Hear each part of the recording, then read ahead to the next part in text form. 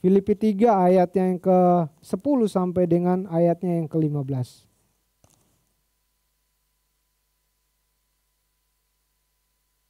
Apakah sudah menemukan semua? Amin.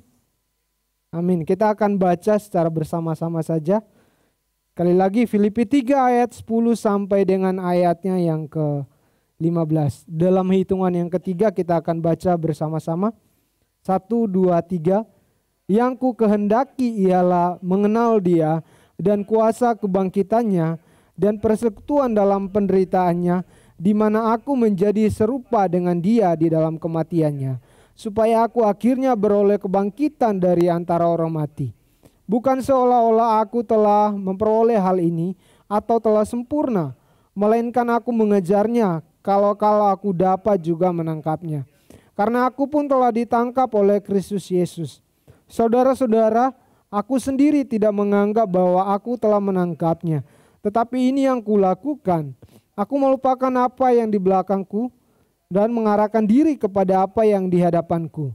Dan berlari-lari kepada tujuan untuk memperoleh hadiah, yaitu panggilan surgawi dari Allah dalam Kristus Yesus. Karena itu, marilah kita yang sempurna berpikir demikian. Dan jikalau lain pikiranmu tentang salah satu hal itu akan dinyatakan Allah juga kepadamu. Tetapi baiklah tingkat pengertian yang telah kita capai, kita lanjutkan menurut jalan yang telah kita tempuh. Bapak Ibu Saudara yang dikasihi dalam Tuhan Yesus Kristus. Di siang hari ini kita akan berbicara satu tema yang menarik menurut saya. Kita akan berbicara tentang hidup di dalam panggilan ilahi.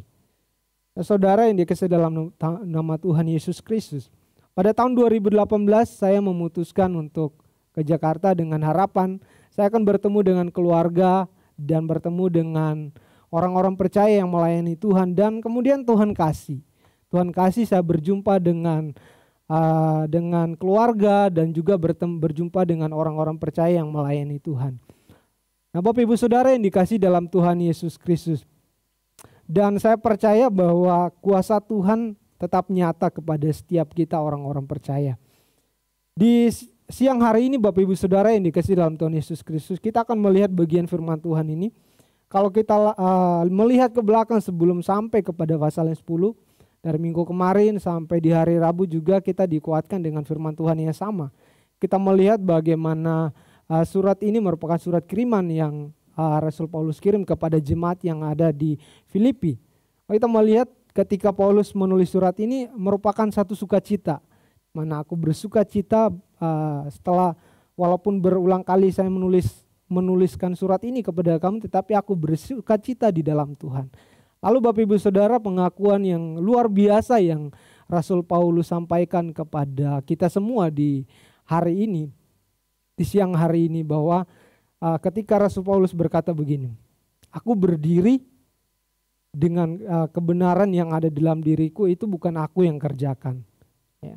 Kebenaran terhadap hukum Taurat, aku orang Farisi. Ini pengakuan Rasul Paulus. Kemudian dia berkata lagi tentang kegiatan aku orang yang penganiaya jemaat. Aku orang yang gencar-gencarnya untuk membunuh orang-orang Kristen pada masa itu. Lalu tentang untuk mentaati hukum Taurat, aku tidak bercacat. Jadi ini sangat luar biasa apa yang disampaikan oleh Rasul Paulus. Nah, Bapak Ibu Saudara yang dikasihi dalam Tuhan Yesus Kristus. Lalu Rasul Paulus berkata bahwa ketika saya memiliki semua itu yang telah saya lakukan, ketika saya berjumpa dengan Kristus, semua itu kuanggap rugi. Semua itu merupakan suatu hal yang gak penting, tetapi ketika saya berjumpa dengan Kristus, itulah yang saya inginkan di dalam hidup saya. Nah, kita akan melihat bagaimana kita menghidupi panggilan ilahi di dalam kehidupan saya dan saudara. Bagaimana caranya?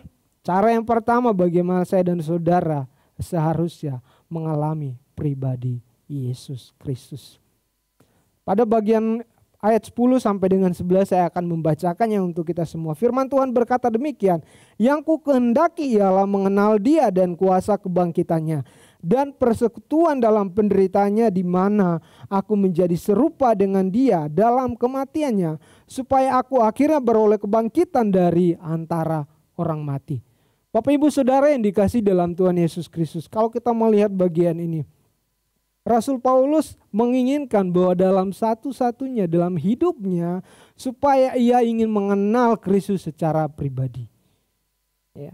Jadi ini kerinduan yang luar biasa yang dikerjakan oleh Rasul Paulus, bahwa saya punya kerinduan yang lebih daripada orang-orang di luar sana. Saya mau ingin mengenal Yesus Kristus secara pribadi. Jadi ada hubungan pribadi antara saya dengan Tuhan, antara saya dengan Kristus. Ini kerinduan yang dilakukan oleh Rasul Paulus dan dikerjakan oleh Rasul Paulus. Pengenalan yang benar inilah yang akan membuat saya dan saudara melihat tentang perbuatan-perbuatan Tuhan yang Tuhan sedang kerjakan pada hari-hari ini. Ya. Pengenalan yang benar itu akan menuntun kepada Kristus tentunya. Ketika saya mengenal Kristus dengan benar, maka saya pun akan diberi kemampuan untuk mengenal Dia, untuk tahu siapa Dia. Tentu kalau kita melihat Bapak Ibu Saudara, ketika saya mengenal Sheila, mengenal Kak Ima, ya, mengenal jemaat di sini, ketika saya mungkin cukup dengar dari mana saja. Lalu kemudian ketika saya sampai di sini dan saya berjumpa dengan jemaat di tempat ini, itu merupakan ada satu perbedaan yang luar biasa dari mendengar dan kemudian ketika saya berkumpul dengan orang-orang percaya di sini. Itu ada satu perbedaan di mana saya bisa mengenal Ko Aswin, saya bisa mengenal Cijek, saya bisa mengenal jemaat Tuhan di tempat ini, Tante Ruth, dan banyak hal yang bisa saya kenal di sini. Nah, itu merupakan satu hal yang luar biasa yang perlu kita ketahui, bagaimana saya dan saudara ketika kita mengalami Yesus Kristus seharusnya kita mengenal siapa Dia. Mengenal secara pribadi siapa Yesus Kristus. Kalau kita nggak kenal, maka kita nggak pernah mengalami siapa pribadi Yesus Kristus itu. Dan yang berikutnya adalah kerinduan daripada Rasul Paulus, masih di dalam bagian sama, bahwa Rasul Paulus mau supaya dia mampu menghidupi kuasa kebangkitan. Terlibat di dalam kuasa ilahi yang luar biasa. Jadi pemikiran Rasul Paulus sangat luar biasa, menghubungkan di mana panggilan yang sedang Allah kerjakan di dalam hidupnya sangat berhubungan dengan satu peristiwa Yesus Kristus. Ya, peristiwa Yesus Kristus ketika Yesus Kristus menjadi korban buat saya dan buat Bapak Ibu Saudara semua. Turut terlibat di dalam penderitaan Kristus. Itu yang Rasul Paulus mau dan rindukan di dalam kehidupannya. Jadi nggak cukup mengenal Dia, tetapi melihat kepada kuasa kebangkitan itu seperti apa dan bagaimana turut di dalam penderitaan Kristus. Saudara, kalau kita membayangkan penderitaan Kristus yang dilakukan buat saya dan saudara, sebenarnya kita perlu merenungkan satu hal. Ada nggak kira-kira kita mau rela mati untuk orang-orang di samping kiri kanan kita? Dan itu Tuhan lakukan buat saya dan saudara. Dan Rasul Paulus mau merasakan, turut terlibat di dalam penderitaannya, dicambuk, diperbuat yang tidak enak. Sebagai orang percaya, sebagai orang yang terpanggil di dalam Kristus, Rasul Paulus mau supaya jemaat di Filipi tahu betapa Kristus menjadi pokok sentral untuk kita berfokus pada panggilan ilahi. Turut terlibat di dalam penderitaan Kristus. Dan itu gak mudah tentunya. Ada satu pengorbanan, ada satu perjuangan yang harus saya dan saudara lakukan tentunya. Dan itu gak mudah. Itu menjadi satu pemikiran, pola pikir saya dan saudara.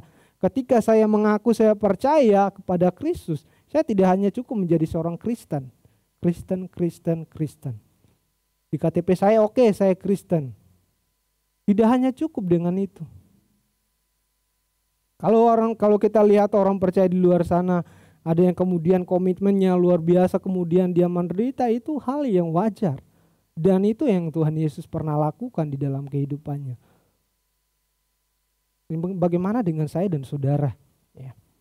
Ini yang perlu kita renungkan di dalam kehidupan kita hari lepas hari. Nah saudara, saya ingin kita beralih kepada satu tokoh yang luar biasa, Mark Twain. Ya, saya agak untuk bahasa Inggris saya agak ini dimaklumi. Mark dikenal dengan seorang yang penulis, ya, penulis yang luar biasa. Dia dikenal karena kepandaian yang dia miliki. Lalu kemudian dalam satu perjalanan ke Eropa, dia diundang oleh kepala negara bagian untuk makan malam bersama. Lalu kemudian singkat cerita, si putrinya mengetahui undangan tersebut. Lalu putrinya memberikan sebuah komentar yang sederhana kepada ayahnya. Putrinya berkata, ayah mengenal begitu banyak orang yang harus saya kenal. Tetapi ayah melupakan satu bagian penting.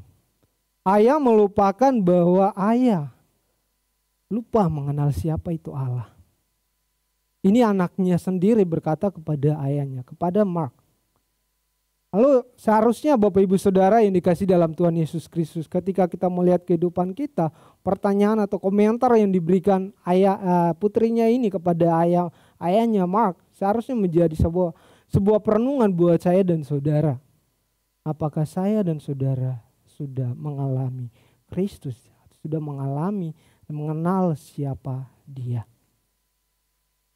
Itu yang harus ada di dalam kehidupan saya dan kehidupan saudara semua.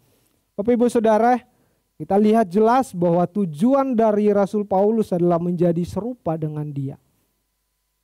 Menjadi sama seperti Kristus. Dan itu yang dikatakan oleh Pak Dwi tadi. Kuduslah kamu sebab aku kudus. Kristus itulah pribadi yang harus kita teladani di dalam kehidupan kita. Kita nggak bisa keluar dari lingkaran itu. Fokus kita, tujuan hidup kita hanya untuk Dia. Dia dan Dia. Menyenangkan Dia. Dan bagaimana saya dan saudara akan menjadi berkat bagi orang di samping kiri kanan kita. Bapak Ibu Saudara yang dikasihi dalam Tuhan Yesus Kristus. Ya, menjadi serupa dengan Dia dalam kematiannya serta beroleh kebangkitan, kemenangan di dalam Kristus Yesus.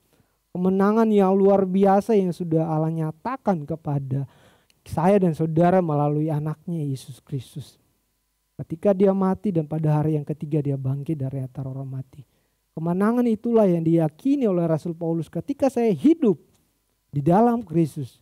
Pada satu waktu, pada satu masa saya akan memperoleh kemenangan itu. Dan kemenangan itu yes adanya. Kemenangan itu sangat luar biasa. Nah Bapak Ibu Saudara yang dikasihi dalam Tuhan Yesus Kristus. Selain itu kita melihat pengakuan yang disampaikan oleh Rasul Paulus bahwa melalui keterbatasan yang ada dalam dirinya bukan seolah-olah aku memperoleh hal ini. Ini pengakuan yang disampaikan oleh Rasul Paulus atau telah sempurna melainkan aku mengejarnya. Kalau itu pun aku dapat. Aku mengejarnya. Itu pun kalau aku dapat. Di kalimat selanjutnya, karena aku pun telah sadar bahwa hidup saya telah ditangkap oleh Kristus. Ditangkap artinya telah dimenangkan oleh Kristus. Kita melihat kehidupan Rasul Paulus seperti apa sebelum dia menjadi rasul. Dia adalah seorang Paulus. Dan Bapak Ibu Saudara tentunya tahu siapa Saulus. Saulus menjadi Paulus maksud saya. Adalah orang yang demikian bla bla bla bla dan demikian. Ya, saya sudah katakan tentang kegiatan aku orang yang gencar-gencarnya untuk membunuh orang-orang Kristen. Bapak Ibu Saudara yang dikasihi dalam Tuhan Yesus Kristus. Bukan seolah-olah aku telah menangkapnya. Tetapi aku berusaha mengejarnya. Itu pun kalau aku dapat karena hidupku telah ditangkap, telah dimenangkan oleh Kristus Yesus. Dan itu baik adanya. Bapak Ibu Saudara yang dikasihi dalam Tuhan Yesus Kristus. Kita melihat bahwa ini kebenaran pertama yang kita renungkan bersama-sama. Ketika saya dan saudara menghidupi panggilan ilahi itu, saya dan saudara seharusnya sadar bahwa saya harus mengalami Yesus Kristus di dalam kehidupan saya secara pribadi. Kebenaran kedua, bahwa ketika saya dan saudara menghidupi panggilan ilahi, bagaimana caranya supaya saya dapat menghidupi panggilan ilahi? Adalah bagaimana saudara membawa hidup ini pada panggilan yang sedang Allah kerjakan dalam kehidupan saya dan kehidupan saudara. Pada ayatnya yang ke-13 dan 14 firman Tuhan berkata demikian. Saudara-saudara, aku sendiri tidak menganggap bahwa aku telah menangkapnya. Tetapi ini yang kulakukan, aku melupakan apa yang telah di belakangku dan mengarahkan diri kepada apa yang di hadapanku. Dan berlari-lari kepada tujuan untuk memperoleh hadiah, yaitu panggilan surgawi dari Allah dalam Kristus Yesus. Saudara, ini sangat luar biasa bagi saya secara pribadi. Ya, masa hidup daripada Rasul Paulus, kalau kemudian Paulus bisa berkata seperti ini bukan sesuatu hal yang mudah. Tetapi ketika dia ada di dalam Kristus, dia bisa berkata, aku melupakan apa yang di belakangku. Ya, melupakan apa yang di belakangku. Dan kemudian mengarahkan diri kepada apa yang ada di hadapanku. Dan kemudian berlari-lari kepada tujuan. Gunanya untuk apa? Memperoleh hadiah. Kalau kita berbicara hadiah, sesuatu hal yang menyenangkan, bukan? Panggilan inilah yang harus menjadi kerinduan kita bersama-sama, bahwa panggilan saya dan saudara sebagai orang percaya seharusnya menyenangkan, bersuka cita, karena Kristus yang memanggil saya sebagai orang percaya. Dan hidup saya bukan saya lagi, tetapi Kristus yang kemudian akan memberi saya kemampuan berjalan bersama dengan Kristus hari lepas hari. Aku melupakan apa yang di belakangku. Dan kemudian aku berusaha untuk mengarahkan diri kepada panggilan Tuhan. Dan berlari-lari, ada usaha, kerja keras yang harus dilakukan. Gak mudah hidup sebagai orang percaya. Gak mudah hidup sebagai anak-anak Tuhan. Tetapi ketika Kristus ada di dalam hati saya dan saudara, kita akan bersuka cita. Terima kasih Tuhan atas setiap pengalaman hidup yang Engkau izinkan bagi saya. Pengalaman masa-masa hidup yang manis pahit yang telah saya rasakan. Jatuh bangun yang telah saya rasakan sampai pada hari ini. Saya percaya Engkau akan mengerjakan hal yang luar biasa bagi saya secara pribadi dan bagi keluarga saya, bagi orang-orang yang ada di samping kiri kanan saya. Bapak Ibu Saudara yang dikasihi dalam Tuhan Yesus Kristus, bagaimana saya dan saudara seharusnya menyadari akan panggilan ilahi. Sikap hati yang kita mau arahkan kepada Kristus. Kemudian bagaimana saya dan saudara meresponi panggilan ilahi. Berani mengambil risiko. Berani. Ini yang Paulus rindukan. Ketika dia mengikuti Kristus, ada harga yang harus dibayar. Dan itu berani. Harus berani mengambil risiko. Risiko untuk hidup yang berkenan kepada Allah. Hanya dialah, dia dan dia. Bapak Ibu Saudara yang dikasih dalam Tuhan Yesus Kristus, saya akan membawa kita kepada satu pribadi yang luar biasa. Seorang Nick. Yang mungkin Bapak Ibu Saudara sering mendengar siapa Nick. Ya. Nick. Mungkin saudara sering mendengar atau pernah mendengar cerita tentang Nick. Masa hidup Nick, kita tahu bersama bahwa pada masa kecil hidupnya, dia harus mengalami manis pahit hidupnya.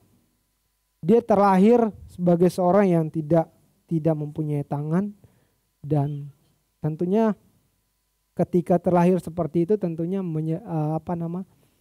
tentunya sebagai seorang yang terlahir demikian, itu ada pergumulan yang digumuli, dan ini yang dilakukan oleh Nick.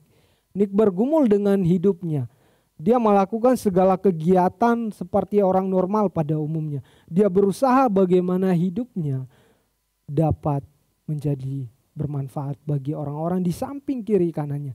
Tetapi kemudian Bapak Ibu Saudara, kenyataan itu kebalik.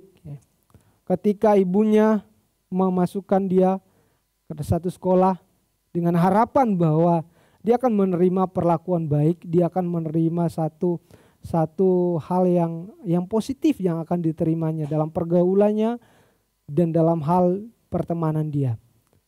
Tetapi kenyataan itu kebalik. Apa yang terjadi Bapak Ibu Saudara? Dia menerima ejekan, dia menerima bulian dan lain sebagainya.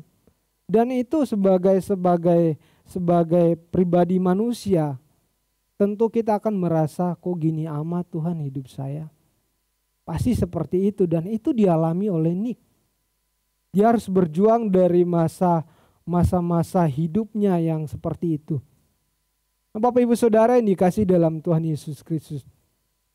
Ketika dalam perjuangan tersebut, pada umur yang ke-10 tahun, dia mencoba untuk bunuh diri. Mencoba untuk mengakhiri hidupnya, mungkin ketika dia berpikir dengan saya bunuh diri, hidup saya kelar. Hidup saya selesai. Demikian Bapak Ibu Saudara. Selesai hidup saya ketika saya mengakhiri hidup saya, selesai sudah ceritanya. Nggak ada yang perlu disusahin lagi, nggak ada yang perlu dikerjakan lagi, nggak ada yang perlu dihadapin lagi karena udah selesai. Tetapi usaha tersebut gagal Bapak Ibu Saudara. Gagal dan gagal. Berkali-kali dia sudah mencoba untuk bunuh diri. Berkali-kali dia sudah mencoba untuk berpikir, ya udahlah Tuhan, mending saya mati aja. Tetapi kemudian usaha tersebut gagal dan pada akhirnya dia menyadari ada satu rencana Tuhan yang baik dalam hidupnya. Ada satu rancangan Tuhan yang indah dalam hidupnya. Dan pada umur yang ke-17 tahun Bapak Saudara, dikasih dalam Tuhan Yesus Kristus, ibunya Nick menunjukkan satu artikel kepada dirinya. Satu artikel yang mengisahkan cerita tentang seorang bapak yang kemudian bapak ini mempunyai kekurangan yang lebih parah daripada Nick. Lalu kemudian di dalam artikel tersebut menceritakan bagaimana seorang bapak ini berjuang tentang hidupnya dan kemudian pada satu waktu bapak ini berhasil. Dan Nick termotivasi dengan cerita daripada ibunya. Dia bangkit dan pada akhirnya Nick, singkat cerita, dia dikenal sebagai seorang motivator dunia. Dia mempunyai public speaking yang baik karena dengan kemampuan yang terus menerus hari lepas hari diasah, dan hidupnya menjadi berkat bagi orang-orang di samping kiri kanannya. Melalui keterbatasan dia dikaruniai 4 orang anak, dikaruniai istri yang cantik, ya, dan membuat saya juga termotivasi untuk terus berjuang dan saya percaya ada satu rencana Tuhan yang indah buat saya sampai pada hari ini. Bapak Ibu Saudara yang dikasih dalam Tuhan Yesus Kristus, kita boleh bersyukur dengan keadaan kita sekarang yang ada, yang kita punyai sekarang, dan marilah kita gunakan untuk kehidupan kita di dalam mengiring Kristus Yesus Tuhan kita. Nah Bapak Ibu Saudara, saya ingin kita melihat bersama-sama perkataan Nick. Saya mengutip dari salah satu bukunya. Nick berkata begini, "Aku tak dapat menepuk pundakmu dengan tanganku untuk meyakinkanmu. Tetapi aku bisa bicara dari hatiku. Sesulit apapun kehidupanmu, terasa selalu ada harapan. Seburuk apapun rintangan yang muncul, pasti ada hari-hari yang lebih baik di depan. Seberat apapun cobaan yang datang, kau pasti dapat melaluinya. Menunggu adanya perubahan tidak akan mengubah apapun. Membulatkan tekad untuk bertindak sekarang akan mengubah segalanya." Ini perkataan Nick yang luar biasa, dan bagaimana kita mau lihat kepada pribadi kita masing-masing. Sudahkah hari-hari ini saya dan saudara mempunyai pengalaman pribadi dengan Tuhan? Atau apa yang menghalangi saya dan saudara hari-hari ini untuk mengalami Dia? Bagaimana saya dan saudara dapat meresponi panggilan ilahi di dalam kehidupan kita? Dan yang terakhir, apa yang menjadi komitmen saya dan saudara hari-hari ini untuk menanggapi panggilan ilahi yang sedang Allah kerjakan, yang sedang Allah sediakan untuk saya dan saudara? Kiranya melalui kebenaran firman Tuhan yang singkat ini akan menolong saya dan saudara melihat kepada panggilan ilahi. Bukan panggilan yang sembarangan, tetapi ini panggilan yang luar biasa. Tidak hanya cukup menjadi seorang Kristen, tetapi biarlah hidup kita berkenan kepada Dia. Melalui kita, orang diberkati dan orang akan melihat sikap tindakan kita menjadi berkat. Kita tunduk kepala, kita berdoa.